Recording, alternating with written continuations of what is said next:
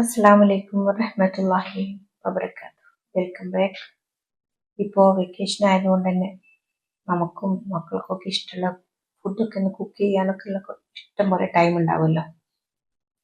ഇന്നിപ്പോൾ ഞാൻ ഉണ്ടാക്കിയിരിക്കുന്നത് ഒരു ബീഫ് സുർബിയാനാണ്. ഇങ്ങനെ ഈ സുർബിയാന് കാബിരി ഇതൊക്കെ ഈ റൈസുകളൊക്കെ തന്നെ ഒരു അറേബ്യൻ ഒറിജിൻ ആണല്ലോ. അറബിക് ഡിഷസും അതിൻ്റെതായിട്ടുള്ള സ്പൈസസ് ഒക്കെ ആഡ് ചെയ്യുമ്പോൾ ഒരു സ്പെഷ്യൽ ടേസ്റ്റിനാണ്.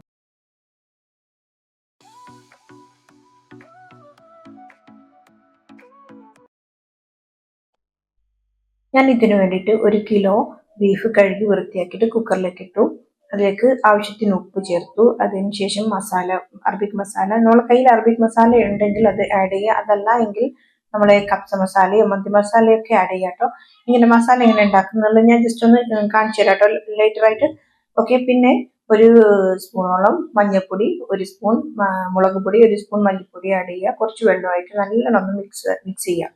എന്നിട്ട് 2 ടീസ്പൂണോളം പെപ്പർ പൗഡർ ആഡ് ചെയ്തിട്ട് ഒരു 2 വിസിൽ വരെ ഒന്ന് കുക്ക് ചെയ്തെടുക്കുക. നല്ലപോലെ മിക്സ് ചെയ്തോണം. ഈ സ്പൈസസ് ഒക്കെ നല്ലപോലെ ബീഫിലൊന്ന് വരണം. എന്നിട്ട് 2 വിസിൽ മതിയാവും. അപ്പോഴേക്കും അതിൻ്റെ വേവൊക്കെ ശരിയായിക്കോളും. പിന്നെ നമുക്ക് ജസ്റ്റ് ഒന്നും കൂടെ ഒന്ന് വേവിക്കാനുണ്ട്, ഓപ്പൺ ചെയ്തിട്ട് വേവിക്കാനുണ്ട്. അപ്പോൾ പിന്നെ 2 വിസിലോട് തന്നെ ഉള്ള വേവ് മതി.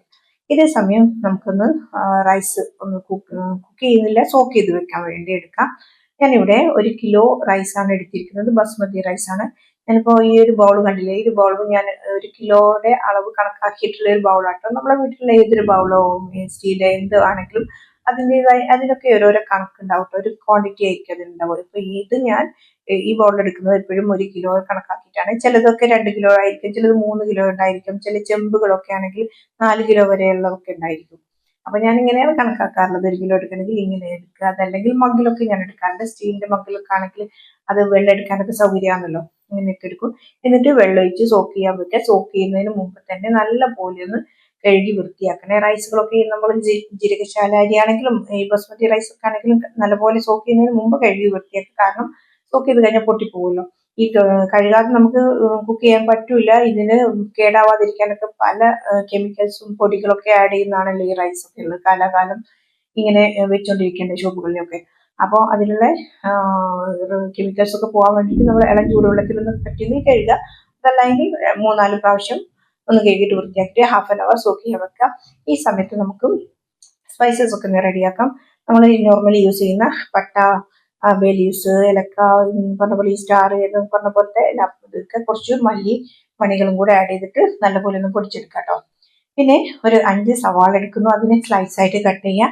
ഈ വലിയ സവാള ആണെങ്കിൽ 5 മതി, അതല്ലെങ്കിൽ 6. നിങ്ങൾക്ക് എത്രത്തോളം മസാല വേണോ അതിനനുസരിച്ച് എടുക്കാം കേട്ടോ.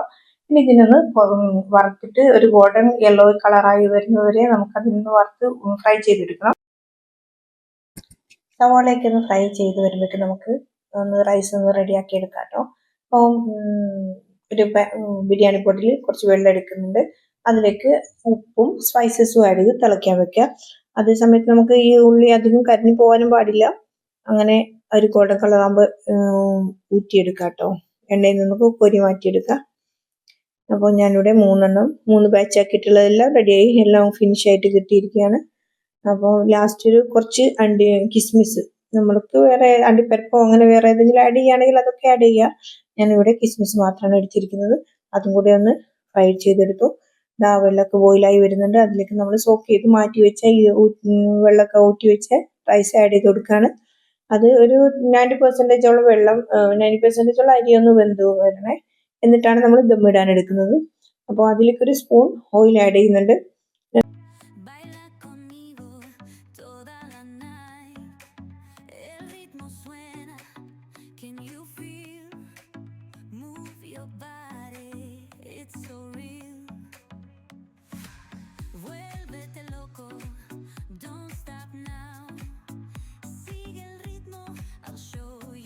പിന്നെ നമ്മൾ വറുത്ത് മാറ്റി വെച്ച ഈ സവാളയൊക്കെ ഉണ്ടല്ലോ, അതെല്ലാം കൂടി ഒന്ന് മിക്സ് ചെയ്തെടുക്കണം.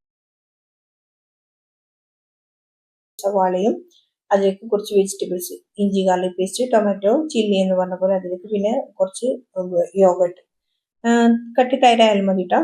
അതും കൂടി ആഡ് ചെയ്ത് നല്ലപോലെ ഒന്ന് മിക്സ് ചെയ്തെടുക്കുക. ബീഫൊക്കെ ഏകദേശം സെറ്റായി വന്നിട്ടുണ്ട്. ഇതിലേക്ക് നമുക്ക് ജിഞ്ചർ ഗാർലിക് പേസ്റ്റും ആഡ് ചെയ്യണം.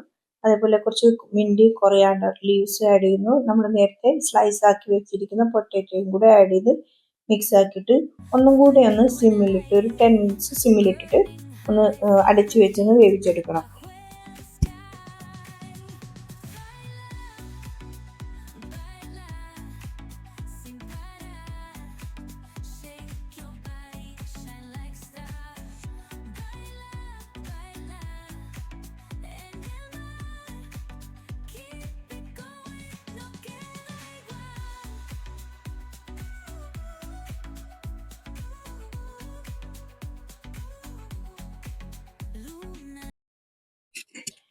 ബീഫൊക്കെ സെറ്റായി വന്നിരിക്കുന്നു, നല്ലപോലെ വെന്ത് സെറ്റായി വന്നിരിക്കുകയാണ്. ഇനി നമുക്ക് നേരത്തെ അരച്ച് വെച്ച ഈ സവാളയൊക്കെ ഒരു കപ്പോളം ചേർത്തിട്ട് അതും കൂടെ ഒന്ന് മിക്സ് ആക്കിയതിന് ശേഷം ജസ്റ്റ് ഒരു യോഗട്ടും കുറച്ച് ഉപ്പും കൂടെ ഒന്ന് ടേസ്റ്റ് നോക്കിയിട്ടോ, ആവശ്യമുണ്ടെങ്കിൽ മാത്രം കുറച്ച് യോഗട്ടും ഉപ്പും കൂടെ ആഡ് ചെയ്യുക. എന്നിട്ട് ഒന്ന് അടിച്ചു വെച്ചേക്കുക. അപ്പം ആ സമയം നമുക്കൊരു ഓറഞ്ചിൻ്റെ ജ്യൂസ് ഉണ്ടാക്കണം. ജ്യൂസ് എടുക്കുക, ഒരു ഹാഫ് ഓറഞ്ചിൻ്റെ ജ്യൂസ്, ഓറഞ്ച് പുറത്തേക്കാൾ മുസമ്പി എന്നൊക്കെ പറയാറില്ലേ, അത് ജ്യൂസ് എടുത്ത് മാറ്റി വെക്കുക. ഞാൻ ദമ്മിടാൻ വേണ്ടിയിട്ട് നമ്മളെ കുക്ക് ചെയ്ത ബീഫിനെ ഞാൻ ജസ്റ്റ് ഒരു പാനിലോട്ട് മാറ്റുന്നുണ്ട്. അല്ലാതെ കുക്കറിൽ കൊള്ളില്ലല്ലോ, റൈസും ഇതും കൂടെ ഒന്നും കൊള്ളില്ലല്ലോ. അപ്പം ഇങ്ങനെ ബീഫിനൊക്കെ ഒന്ന് മാറ്റി വെച്ചു. അതിലോട്ട് വറുത്ത് വെച്ച സവാള കുറച്ച് ആഡ് ചെയ്തതിന് ശേഷം റൈസ് ഇട്ട് കൊടുക്കുകയാണ്. നമ്മൾ സാധാരണ ബിരിയാണിയൊക്കെ ദം ചെയ്യും പോലെ തന്നെയാണ് കേട്ടോ. പിന്നെ ലെയേഴ്സ് ആയിട്ട് നമ്മൾ മിൻറ്റ് കൊറിയാണ്ടർ ലീഫ് ആഡ് ചെയ്യുക. പിന്നെ ഈ പൊർത്തുക്കാലിൻ്റെ, അതായത് മുസമ്പിയുടെ തൊലി, ആ വെള്ള ഭാഗം കട്ട് ചെയ്തതിന് ശേഷം ചെറിയ ചെറിയ പീസുകളാക്കിയിട്ട് നമുക്ക് ഒന്നുകിൽ റൈസ് വേവിക്കുന്ന സമയത്ത് അതിൽ ആഡ് ചെയ്യാമായിരുന്നു. അതല്ല എങ്കിൽ ദമ്മിടുന്ന സമയത്തും ഇതിലൊന്ന് ആഡ് ചെയ്യുക. ഇതിൻ്റെ ആവിയൊക്കെ കൊണ്ട് ജസ്റ്റ് ഒന്ന് അതിൻ്റെ നീരൊക്കെ ഒന്ന് ചോറിലൊക്കെ ആയി വരുന്നുള്ളൂ കേട്ടോ. പിന്നെ ഈ ജ്യൂസ്, ഈ മുസമ്പിയുടെ ജ്യൂസും ആഡ് ചെയ്ത് കൊടുക്കുന്നുണ്ട്. ഇതാണ് ഒരു ബീഫിൽ കൂടുതലായിട്ട് ടേസ്റ്റ് വരും കേട്ടോ. ഇങ്ങനെ സുർബിയാനിലൊക്കെ ഈ മുസമ്പിയുടെ ജ്യൂസ് ആഡ് ചെയ്താൽ നല്ലൊരു ടേസ്റ്റ് വരുന്നുണ്ട്.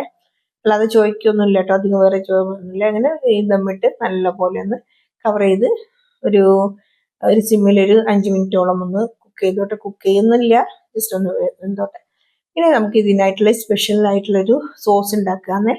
അത് നമ്മളെ വീട്ടിലുള്ള മാങ്ങ, 2 മാങ്ങ തൊലി കളഞ്ഞിട്ട് മിക്സിയിലോട്ട് ആഡ് ചെയ്യുക. അതിലോട്ട് യോഗട്ട്, തൈര് ആഡ് ചെയ്യുക. കുറച്ച് ഉപ്പ്, 1 ടീസ്പൂണോളം പഞ്ചസാര ആഡ് ചെയ്തിട്ട് നല്ല പോലെ ഒന്ന് മിക്സ് ആക്കി എടുക്കുക.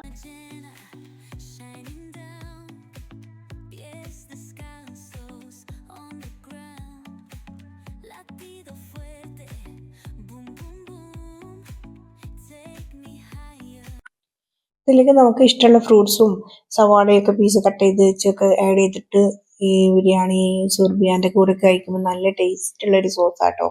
ഒരു നല്ലൊരു പുളിപ്പും മധുരവും എല്ലാം കൂടി ആയിട്ടുള്ള.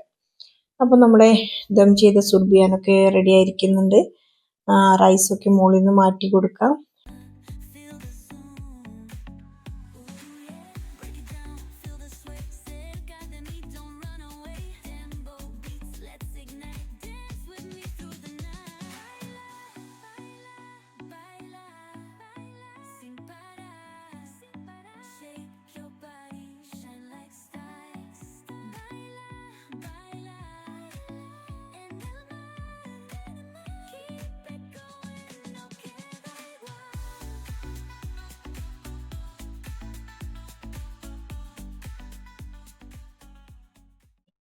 വീഡിയോ ഇഷ്ടമായെങ്കിലേ ഒന്ന് ലൈക്ക് ചെയ്യുക കേട്ടോ. ഫ്രണ്ട്സിനൊക്കെ ഒന്ന് ഷെയർ ചെയ്ത് കൊടുക്കുക, സബ്സ്ക്രൈബ് ചെയ്യുക. Thank you for watching. അടുത്ത